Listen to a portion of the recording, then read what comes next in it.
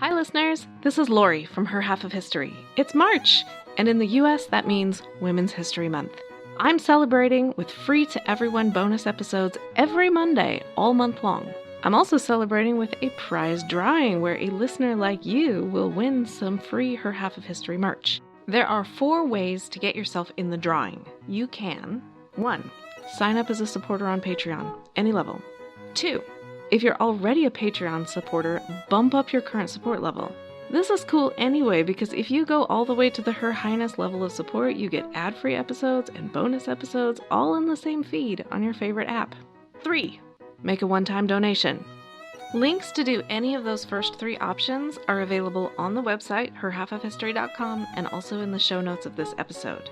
The 4th way to get in the drawing is give me a rating or review in your favorite podcast app. This last option doesn't send me any way to contact you, so to get in the drawing, you'll also have to email me a screenshot of it at herhalfofhistory@gmail.com. No matter which option you choose, you'll have my undying gratitude for your support. It really does make a difference as I tell the stories of women in history. This episode is brought to you by Nordstrom. Spring calls for a wardrobe refresh, and Nordstrom has the best styles of the season. From dresses and denim to standout tops and accessories, find the trends and essentials that feel right for you. Discover new arrivals from brands you love like Wave, Princess Polly, Mango, Adidas, and Free People. Plus, free shipping and returns and free styling appointments make everything so easy. Shop in stores at Nordstrom.com or download the Nordstrom app. Welcome to Her Half of History. My name is Lori. The current series is Comfort for a Discouraged Housewife, and this is episode 7.3, Let There Be Light, a history of flipping the switch. For most modern women, lighting your house is so easy you probably don't even think of it as housework. Everybody in the family knows how to switch it on, and, theoretically, how to switch it off. You might grumble when a bulb burns out or a bill comes due, but beyond that, it doesn't really feature on your to-do list. Well, such was not the case for your foremothers. Keeping out the night was a substantial and sometimes insurmountable task. We don't know what man or woman first discovered how to make fire, and we don't know what man or woman discovered how to make it portable, but whoever it was, she lived a very, very long time ago. The simplest and most obvious of all lights is to take a stick and light one end of it on fire. The torch, or splint, is assumed to be the first lighting device, and it never really went out of use. We have references to torches in the Bible. We have pictures of Aztecs carrying pine torches from the ocote tree, which is still to this day used for fire starters. We have torches as glorious, inspiring symbols in the Statue of Liberty and the opening of the Olympics. We have torches as symbols of something very much less inspiring in the hands of Nazis and white nationalists. But as an everyday lighting device, a torch leaves a lot to be desired, in terms of safety and ease of use. And the man or woman who solved that also lived a very long time ago. The caves at Lascaux, France were painted 17,000 years ago, and these people worked by the light of oil lamps made out of stone. Some of these were no more than naturally bent rocks, but others are carefully carved, including one exquisite one known as the Lamp of Lascaux. I'll put a picture on the website. Details changed, but in principle, these people already had a system that worked so well that many people were still using it into the 19th century. An oil lamp requires 3 things: a container to hold the oil itself, and a wick.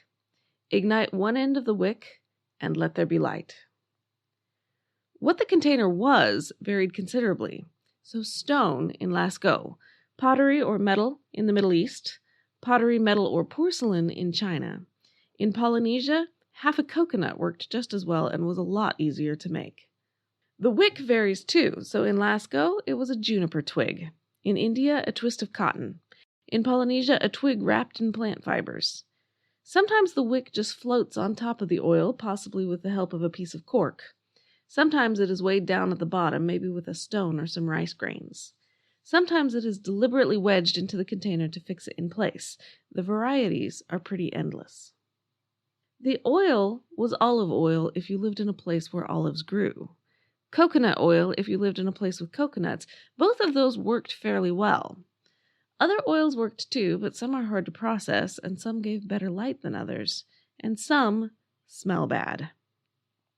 The available literature on these lamps tends to focus on the physical production of the container, pottery techniques, artistic design, and so forth, but I am far more interested in what it meant to live with one of these, because it was not just a matter of flipping a switch. Those oil containers have to be refilled regularly. Spills have to be cleaned up. Depending on the material used, it might need cleaning or polishing to keep off rust, certainly to keep off soot, and the wick should be trimmed regularly because a long wick consumes more fuel, gives wavering light, and produces more soot. So taking care of the light was a daily maintenance task for anyone in charge of a household, and a daily worry if you struggled with paying for the oil.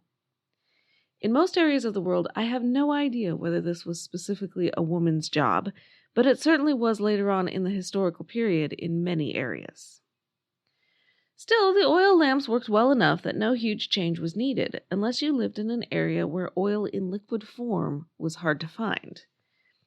If you have the misfortune to live where olives and coconuts don't grow, then vegetable oil may not be as accessible to you as some good, solid animal fat. Technically, it is possible to do a similar thing with a slab of grease or fat, but it's harder. The container can't be clay because it has to get hot enough to melt the grease. When the grease does melt, it tends to flow away from the wick, so if you haven't got the right shaped container, you will have to continually push it back up to the wick in order to keep it burning. It also spits and spatters, making a mess and possibly a burn. So bring on the candles. The simplest type of candle-like thing is so simple that by some definitions it doesn't even count as a candle. A rushlight was generally made by the women of the family. You take a rush, that's a particular common grass that grows on every continent except Antarctica. You peel it, you dip it once in leftover grease from your cooking, let it dry, and you're done. A 2-foot rushlight would burn for about an hour. If you were lucky, you owned a rushlight stand, which is a metal stand with a pincer clamp on top that would hold your rush for you while it burned. One source I read said that a pound of rushes and 6 pounds of fat would set up a family with light for a year. Now that seems really low to me, but probably the family was keeping more sensible hours than the people in my family do. If you kept dipping over and over, you got a true rush candle, and that would burn for longer. If you had the means, you might use something other than a rush as a wick. A twist of cotton was common, but it gives dim and smoky light. If you braided it tightly, it did better. If you had even more means, you might make candles by molds rather than dipping. That was faster to make and produced beautifully even candles, but of course, you had to buy the molds, and you had to have a lot of wax all at the same time. The matter of finance was not trivial. A slaughtered ox could produce about 300 candles, but most people didn't have an ox, certainly not one available for slaughtering, so every bit of that fat was valuable. The payroll of the English court in 1136 made that perfectly clear. The Lord Chancellor was paid a daily stipend, part in cash, part in kind. The part in kind included 40 candle ends. The master of the scriptorium got 24 candle ends, among other things. So the kind of thing that you and I might be tempted to simply throw away because most of the candle is gone, they kept and paid officials with. And since we're doing women's history, I'll just add that in this long list of highly detailed salaries, when we get to the one person who is definitely a woman, the washerwoman, it says in dubio est, which is Latin for in doubt. Yeah, really let that sink in. The master of the king's household is in doubt about how much or even whether he will pay the woman on his staff. But back to the point. In 16th century England, hard fats sold for a higher price than lean meat because light is really important. All kinds of devices were in use to help a woman stretch her pennies and her labor. A save-all was a device for holding the very last bits of a candle to burn it right to the very end. A water lens was a glass ball that you filled with water and hung in front of your candle to disperse the light. As far as daily maintenance was concerned, candle wax drips. and it was a housewife's or a maid's job to clean it up. Candle wicks still have to be trimmed in order to give a steady light. There's still soot, and beef tallow candles smell bad, so rooms needed airing out. Beeswax candles were better in that respect, but more expensive. I'm Ken Harbaugh, host of Burn the Boats from Evergreen Podcasts. I interview political leaders and influencers, folks like award-winning journalist Soledad O'Brien and conservative columnist Bill Kristol, about the choices they confront when failure is not an option. I won't agree with everyone I talk to, but I respect anyone who believes in something enough to risk everything for it, because history belongs to those willing to burn the boats. Episodes are out every other week wherever you get your podcasts. Many women were not making candles for the simple reason that they weren't allowed to. Candles were taxable revenue and therefore regulated. In 1799, the English William Cobbett wrote that his grandmother lived to be 90 and never burned a candle in her life. She'd have liked to, but it was against the law to make your own, and she couldn't afford the commercial versions, therefore rushlights for 90 years. It was not until the 19th century that things started to change. That's when the whaling industry got very, very good at destroying the whale population. Whale oil had been known for millennia, but catching and processing whales was something else again. When ships and harpoons got better, the job got easier. Vast American fortunes, including that of Hetty Green's family, episode 3.8, were made by hunting whales. The whales were used for many things, but the most important thing was for oil lamps. Whale oil, and sperm whale oil in particular, didn't smell bad, gave steadier light, and very little grease. Housewives rejoiced. Whales and future ecologists, not so much. By mid-century, oil lamps and commercial candles were so cheap that the published guides for housewives no longer included detailed instructions on making candles. You just bought them. Catherine Beecher, our domestic goddess of the 19th century, preferred lamps to candles because they gave steadier light and didn't scatter grease so much. But that didn't mean they were not a chore. In 1841, she wrote, "The care of lamps requires so much attention and discretion that many ladies choose to do this work themselves rather than trust it with domestics. To do it properly, provide the following things: an old waiter to hold all the articles used, a lamp filler with a spout, small at the end and turned up to prevent oil from dripping, a ball of wick yarn and a basket to hold it, a lamp trimmer made for the purpose, or a pair of sharp scissors, a small soap cup and soap, some pearlash in a broad-mouthed bottle, and several soft cloths to wash the articles and towels to wipe them. If everything, after being used, is cleansed from oil and then kept neatly, it will not be so unpleasant a task, as it usually is, to take care of lamps. Wash the shade of an astral lamp once a week and the glass chimney oftener. Take the lamp to pieces and cleanse it once a month. Keep dry fingers in trimming lamps. Trim the wick after it has been once used, and in lighting it, raise it to the proper height as soon as may be, or it will either smoke or form a crust. Fill the entry lamp every day, and cleanse and fill night lanterns twice a week if used often." So not quite as easy as flipping the switch. In 1854, mankind figured out what to do with crude oil. Crude oil had been known since Assyrian times, but it's not much use without refinement. In 1854, the process for extracting kerosene was invented, and within a decade it was cheaper than any other oil, much to the relief of the whale population. A stunning array of burners, lamps, and chimneys were invented practically overnight, none of which eased the burden on women. The wicks still needed daily trimming. The chimneys and shades needed weekly washing. If you didn't do it, the lamp gave bad light, and whether you did it or not, soot got everywhere. By the way, gasoline was an irritating byproduct at this point, one that they disposed of by dumping it into rivers. So there's another ecological disaster for you. Candles were still in use to some extent, too. As late as 1907, cleaning the candle wax off the candlestick was still listed as a housemaid's job. So all of these methods were really coexisting depending on your situation. On a separate track was the idea of gas lighting. As in so many things, China was there first. The first recorded use of gas lighting is from 500 BCE, when residents of Sichuan province piped it through bamboo pipes to light their city. The Western world didn't manage it until 1804 in London. It boomed for streetlights, but didn't really catch on in homes until the 1880s. Beecher did not live to write a manual that included gas lamps, but one of her successors did.